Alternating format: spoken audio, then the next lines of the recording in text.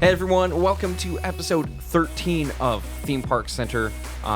Today we got some cool topics for you. We're going to run down a few things that happened this week in the world of theme parks and all that stuff. And then we had the chance to experience Howl-O-Scream for the first time. So we want to talk just a little bit about that to close out the episode. Of course, we do have a Howl-O-Scream vlog dropping on YouTube in just a little bit, so keep your eye out for that. But without further ado, Trisha is joining me today. It's been a while. How are you doing? I'm doing great. How about you? I'm doing fantastic.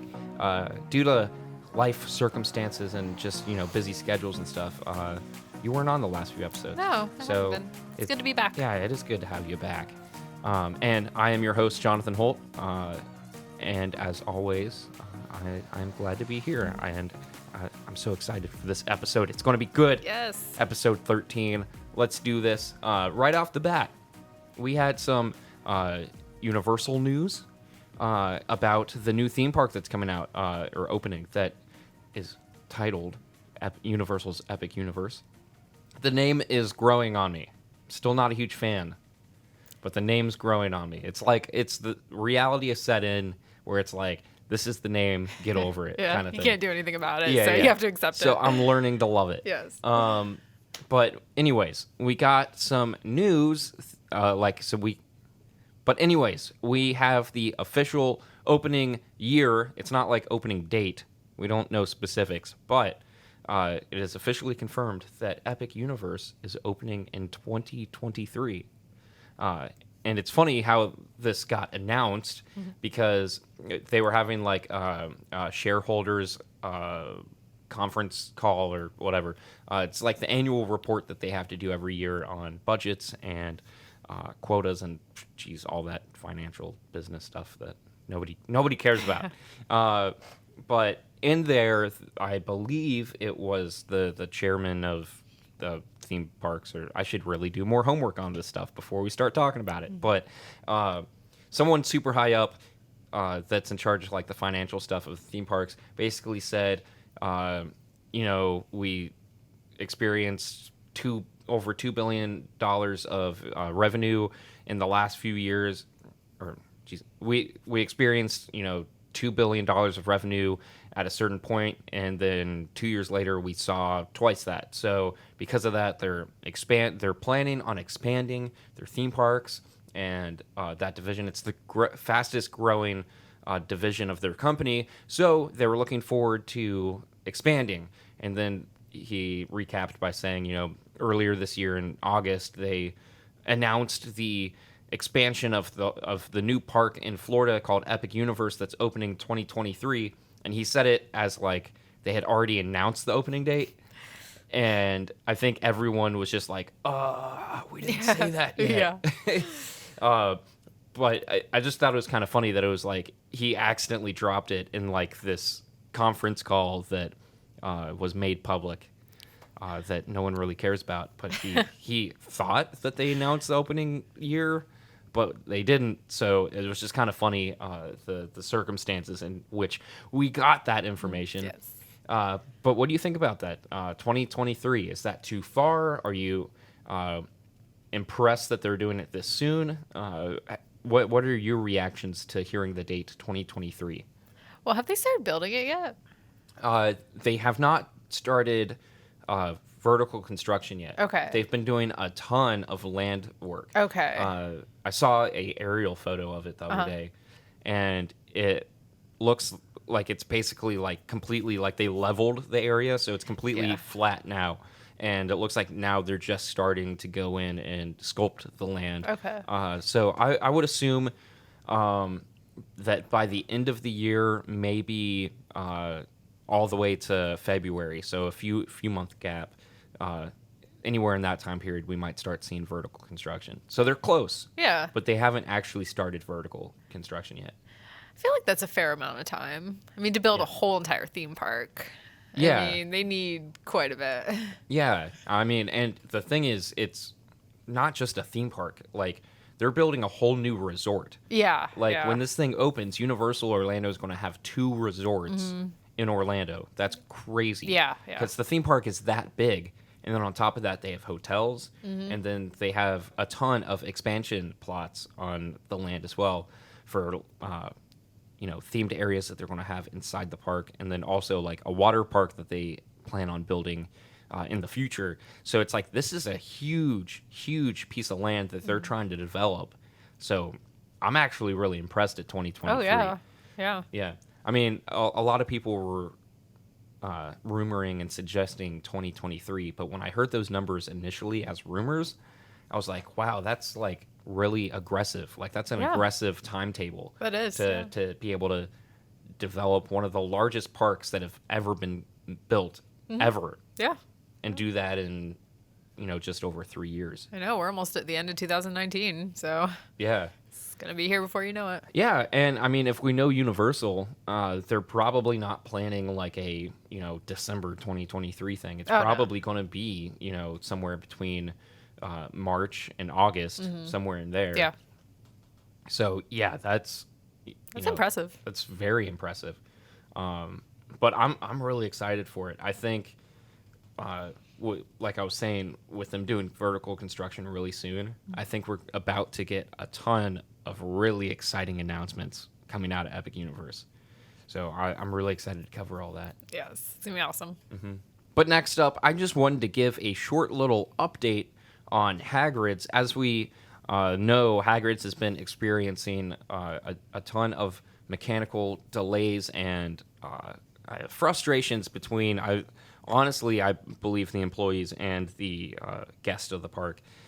There's been a lot of drama surrounding that ride, as fantastic and amazing as that ride is.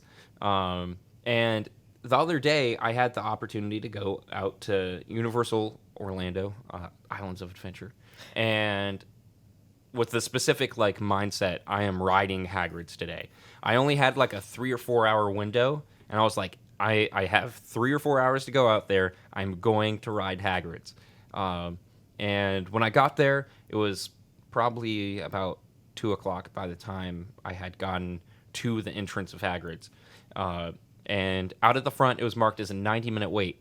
And oddly enough, that was actually pretty accurate. Hagrid's has been notorious as of late to be, marking up the wait time super, super high and it not actually being that long of a wait. Like the last time that we rode it, it was listed at 120 minutes. Yeah. But we only waited about 45. Yes. Yeah. Yeah. It's been severely over dramatized for, I think they're trying to scare people off of the ride. But anyways, we got there, it was 90 minutes and I was like, it ain't 90 minutes. And I walked through the archway and the line was backed up all the way to that archway. Like the line was full, and they had like all the cattle pens open and everything. Like none of the queue line was cut off at all. Absolutely crazy. And I was surprised that we were actually able to make it all the way to the front of the ride without any issues. Normally there's like small delays here and there, but we got to the front with no issues. Like we were 1 car away, and I was like super excited. And then the noise that everyone fears in Hagrid's, we're down for technical delays. Announcement comes on, and we're like, no! We were literally like, if we could have gotten on the next car. We were that close, and it was bad. Like we ended up waiting about 10 minutes after that. And then they, that final room, they have like the motorbike that's like driving around on top of the roof or whatever. Like you can see the little projection above you. They turned off the audio for that. And that if they turn off the audio for the queue line, it's bad because they don't want you to be annoyed by the looping audio.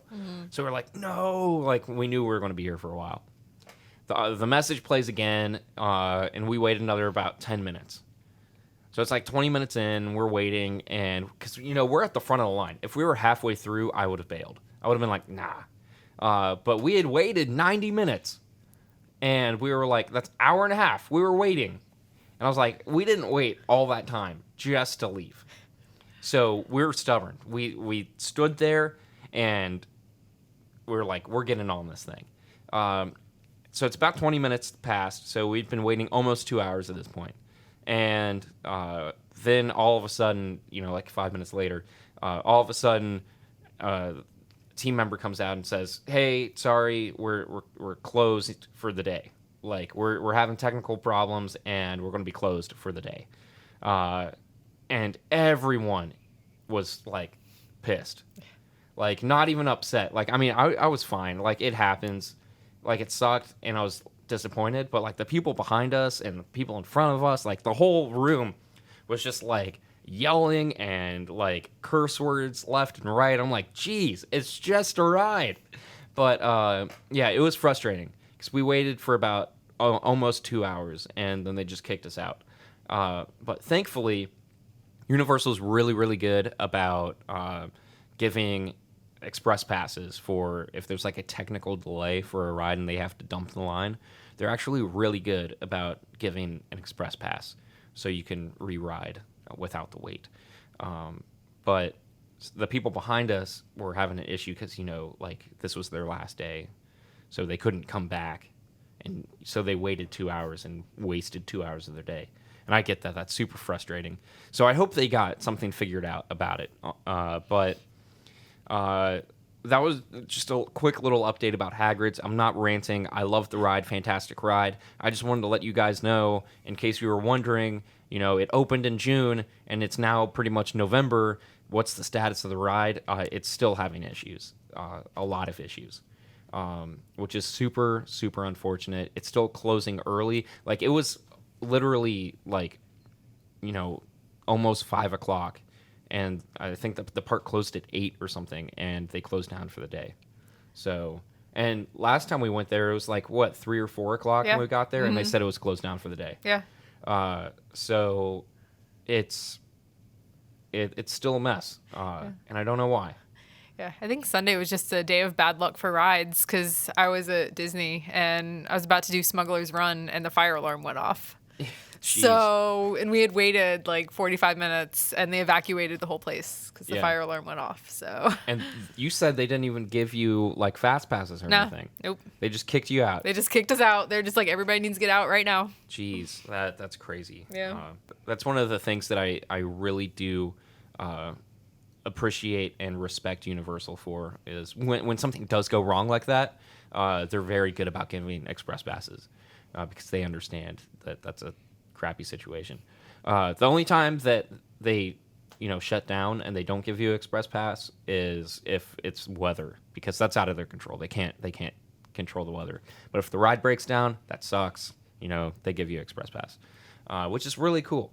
But yeah, I'm sorry that your ride got shut down. Yeah. Well, we rode it 3 times, so it was okay. Yeah. Well, that's crazy that Smuggler's Run, which is the newest attraction in Orlando, is like no wait at all. At the end of the night, it was walk on. That's crazy. Yeah. I really do wonder why that is. I don't know. Like, I'm really curious when Rise of the Resistance opens. I'm really curious to see how that ride, Smuggler's Run, how that ride does. Yeah. It's going to be interesting. Yeah. Like, I wonder if the wait time is going to get higher because everyone's like, all right, now both rides are open, so I'm going to go. Or if the wait time's going to go down even more now because that's not the big attraction anymore. Yeah. I'm super curious to see what happens. But yeah, I just wanted to give you that quick little update about Hagrid's and talk about the opening date announcement for Epic Universe. Oh, by the way, since you were mentioning Galaxy's Edge earlier, totally forgot about this, but Disney announced that The Rise of Skywalker, which is coming out, in just less than a month away now, which is amazing. I'm so excited. I'm a huge Star Wars nerd, as you guys probably know.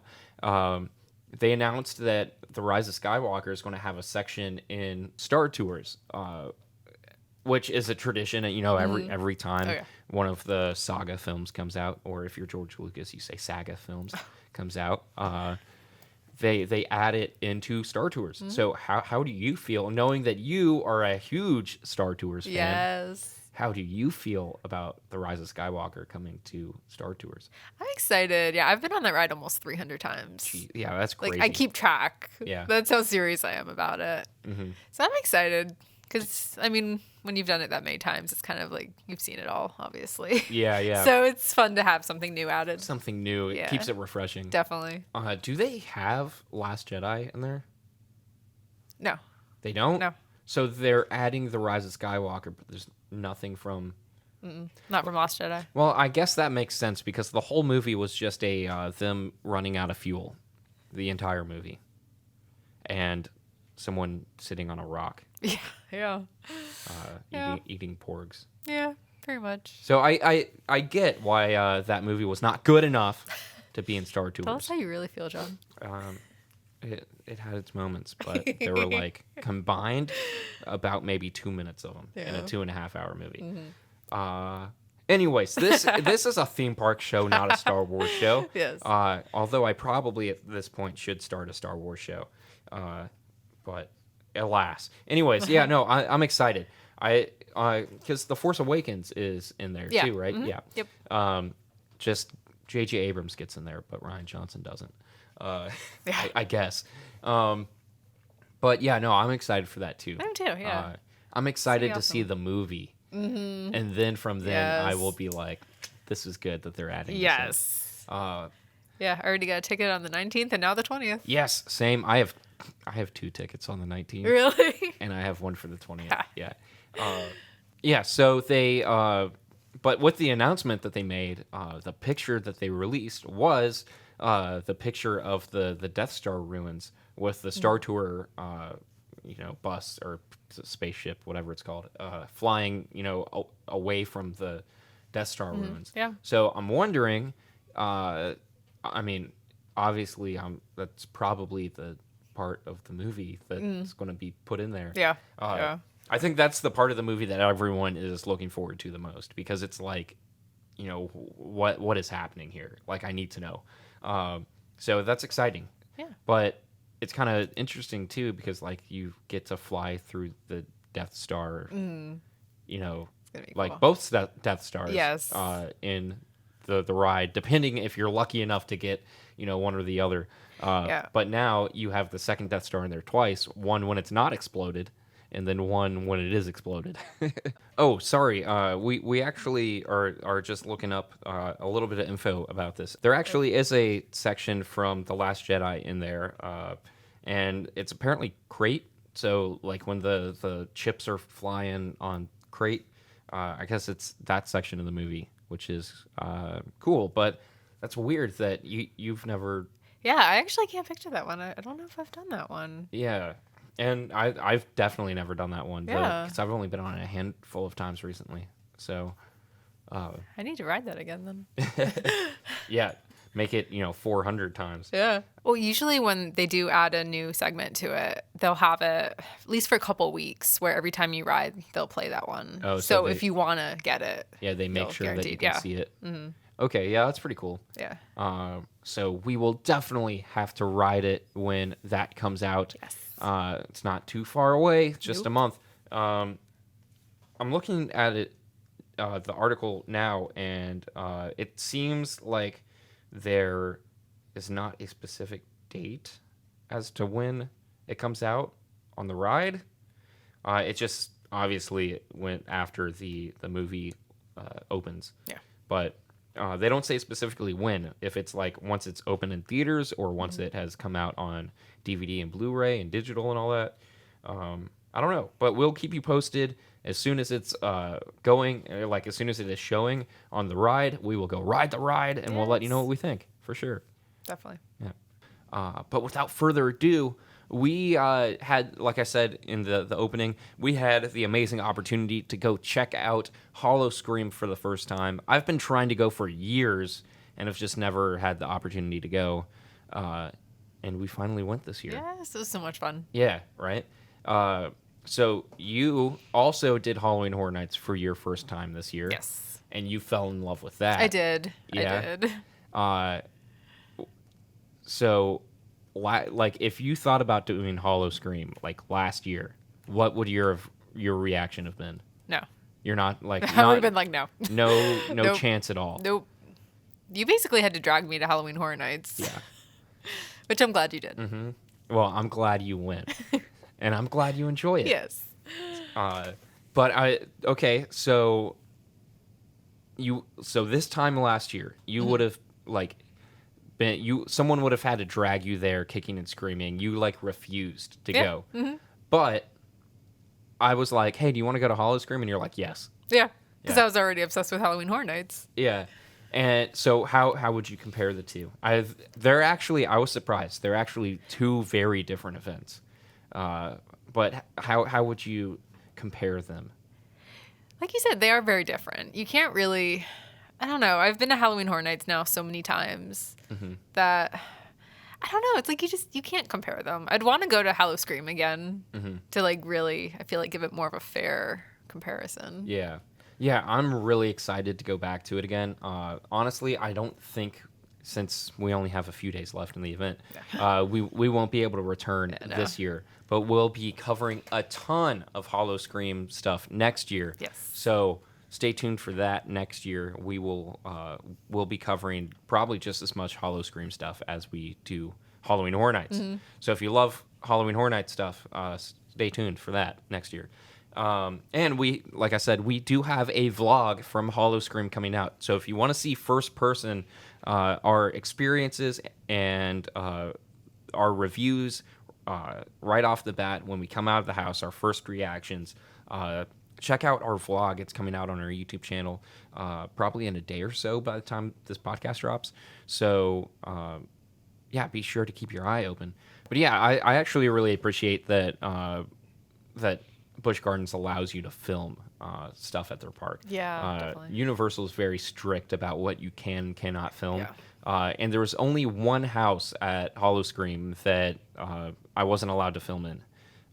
And funny enough, it was the only house that I didn't ask, "Hey, am I allowed to film in this one?" Yeah. And the guy comes up to me, and he was actually pretty nice. He was like, "Hey, you can't film in here." And I was like, "Oh, I'm sorry, I didn't know." And as soon as he realized that it was like I genuinely didn't know, he was like, "Oh no, I appreciate it. I'm sorry, like." So it was like they're really great about it. Yeah. And in the houses that they did allow you to film, it wasn't an issue. And the houses, there's only one house this year, but the house that you weren't allowed to film in, they were very nice about letting you know that. But because we were allowed to film, you can actually go through some of the houses with us.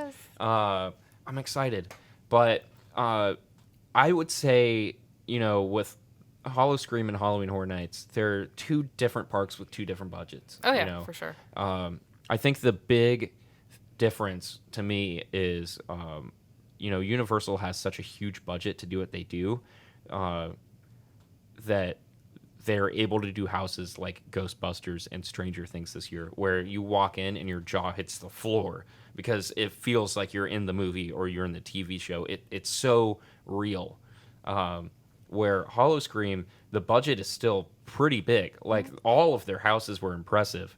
But because the budget wasn't so big, you could really tell that the actors were given a more free rein to be a little bit more intense. Definitely.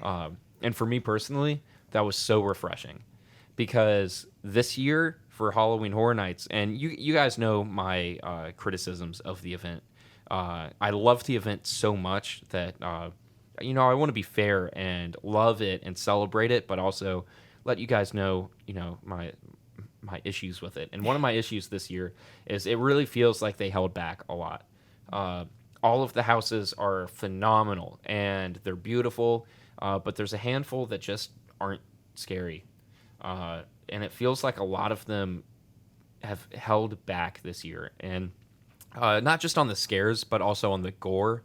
It seems like they're going a lot more PG-13 based opposed to R rating for the houses. And for someone who's a huge fan of Halloween Horror Nights, that's really sad for me. So it was very refreshing to be able to go to like Howl-O-Scream and actually feel uncomfortable at times. Oh yeah. Like there was a house that we did. It was Slaughterhouse, the one house we weren't allowed to film in. I actually really enjoyed that house just because halfway through the house, I had that like, I don't like this. I'm not comfortable. Yeah. I want to get out of this house. I feel very uncomfortable Yeah. right now. Oh, yeah, for sure. But that was like by design. Yeah. It wasn't like, this is a bad house, so I want to get out right now. It was like, I feel uncomfortable because they're doing such a good job. Like there was an element of disgustness, like there was an element of disgust to it where it was like, this is gory and horrific, and I just don't feel right. And that's the edge that Universal used to have, but they don't this year. Yeah. And it was so refreshing to be able to go through a house like that and genuinely, when you get out, be like, that was a lot. Yeah. You know, now I don't think Slaughterhouse was all that scary, but it was the only house that gave me that feeling. Yeah. There were so many good houses at Howl-O-Scream. But I think my favorite part of Howl-O-Scream this year were some of the scare zones. The scare zones were amazing. Were fantastic. Oh my gosh, the bushes and everything. You'll see what we mean in the podcast or the vlog. Well, I hope you can see what we mean. Like, the event was so dark, like physically, like in terms of the lighting, it was so dark that I hope that like you could see what's going on. I haven't reviewed 100% of the footage yet, so I hope you guys can see what's going on. But yeah, there's a section of the park that's like, it's almost pitch black, and people are wearing camouflage costumes and hiding in the bushes, and then they'll run out at you, or they'll like bang a cup on the ground, and it's like, it sounds stupid, but in real life, like in person, when you're there, it is the scariest thing. It is, yeah. You don't, like, you could be staring right at a person and not know it. And that even happened to me a few times. Yeah. Like, I remember I was like, they're everywhere. I don't know where they are. And one of the bushes goes, everywhere. Yeah. They're everywhere. So good. And I was like, oh my gosh. Yeah. It was like, I really wanted to just stand there and watch people get terrified by these bushes all night. I know. You didn't know when it was going to end either. Yeah.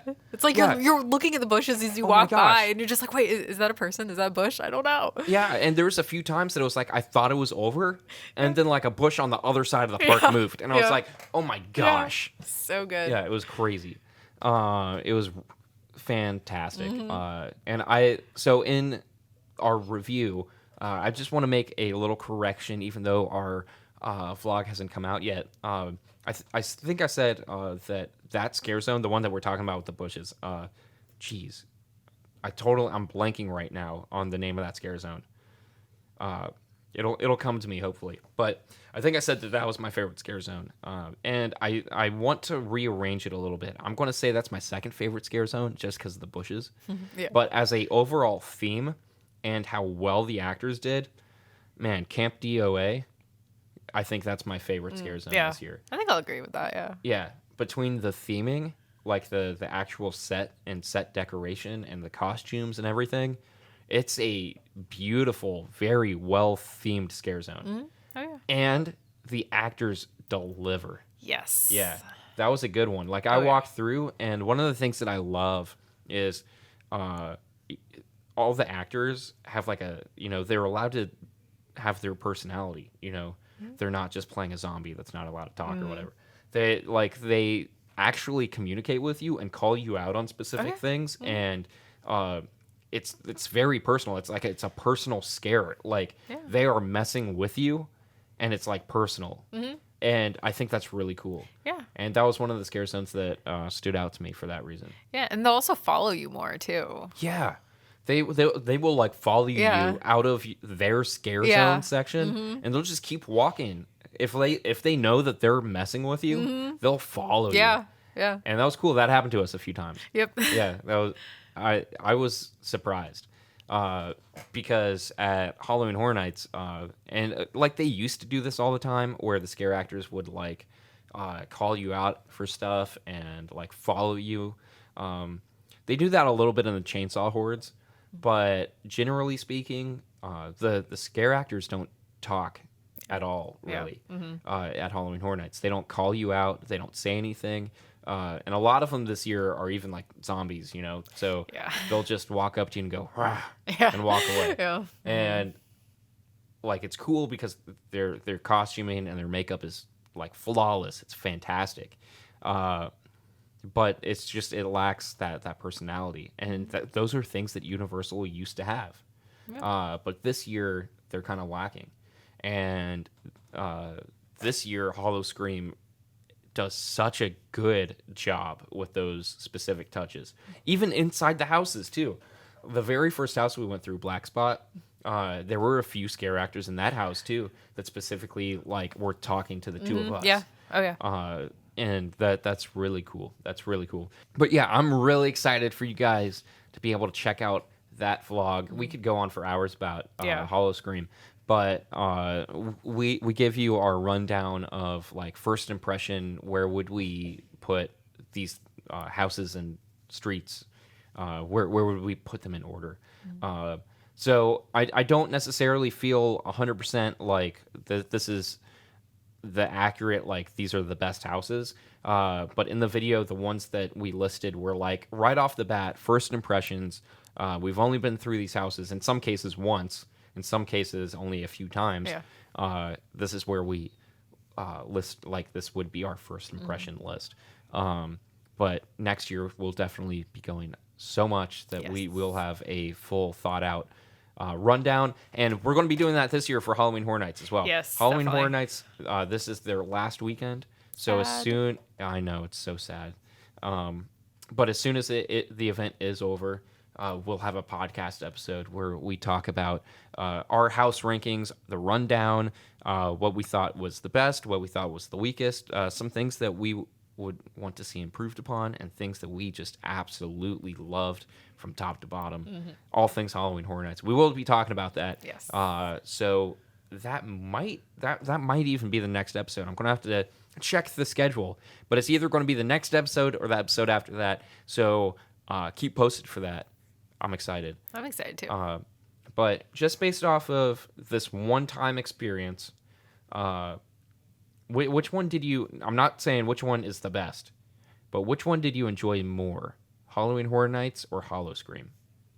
I still think Halloween Horror Nights. Yeah? Yeah. Yeah. It's so hard to beat Halloween Horror Nights. It really is. Especially for me with the nostalgia factor, because I... Like, Halloween Horror Nights is the thing that I fell in love with so long ago. It's really hard to beat that. Yeah. But if we're talking about the event this year, man, it's hard. Howl-O-Scream was amazing. I was very impressed. Yeah. Howl-O-Scream blew me away. Yeah. And I remember before the event started, because I had been to a few local haunts, like there's a petrified forest in Altamont Springs. Really good, fantastic. But it's definitely, like you can tell it's a smaller event.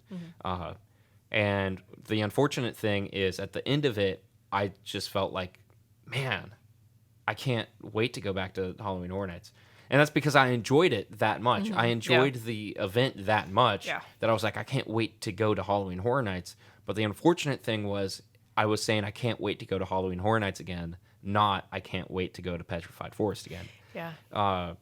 And I remember saying to you before Howl-O-Scream started that night, I was like, man, I'm really excited for this, but I just really hope that at the end of it, I don't feel like, man, I can't wait to go to Halloween Horror Nights again. Yeah. Not like I don't want to go back. Like I am so excited to go back to HHN this week. We're going to be going so many times to the last week. We're going, and I'm so excited. But I didn't want there to be like this hole in my heart, Yeah, no, I get that. where it's like at the end of the night I felt like I was missing something. I didn't want that at all. And I think what blew me away the most was it wasn't that I didn't feel that, but it was that I enjoyed myself so much that in my head, Howl-O-Scream stands its ground against HHN. Yeah, I totally agree. I didn't expect that. I thought coming out of it, I was going to be like, that was really good, a lot of fun, but I still love HHN more. Yeah. And right now, it's really hard. It is. It's really hard. Especially when we're comparing the event as a whole. Yeah. I think if we, or when we're comparing the event for this year, I mean, when we're comparing years, it's really hard this year to say which one's better. I don't know. Yeah. But I would say Halloween Horror Nights still is where my heart lies. Yeah. You can't beat Halloween Horror Nights. Yeah. I will forever love Halloween Horror Nights so much.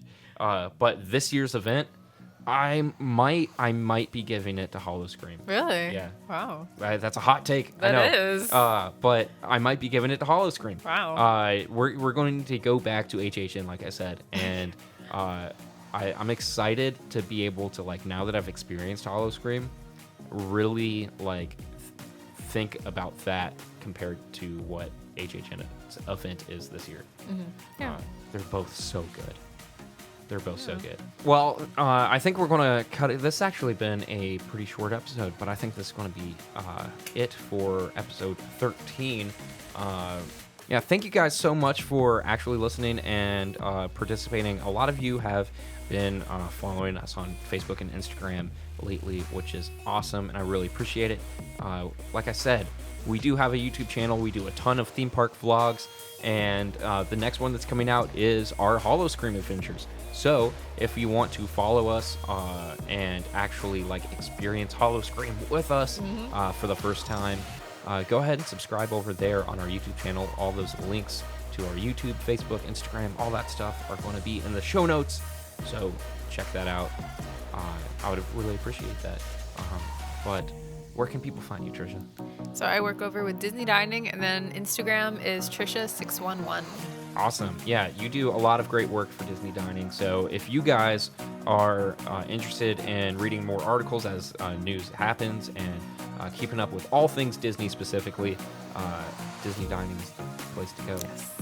Trisha does a lot of stuff over there.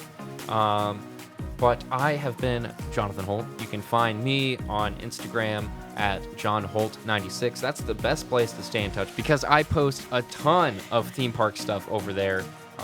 So you can get a behind the scenes look at the stuff that we're doing. And I mean, obviously you can get a look at the stuff that we're doing over at the Theme Park Center Instagram as well. But yeah, Instagram is the best place to catch me. All of those links for Trisha and myself are going to be in the show notes as well. So I think that's going to be doing it. Yeah. Thank you guys so much for following along and listening and just enjoying all the stuff that we've been doing. It's been awesome lately, and we're super excited for what's coming. So Yes, definitely. yeah, until the next one, where we're probably going to be talking all things HHN as it's coming to a close.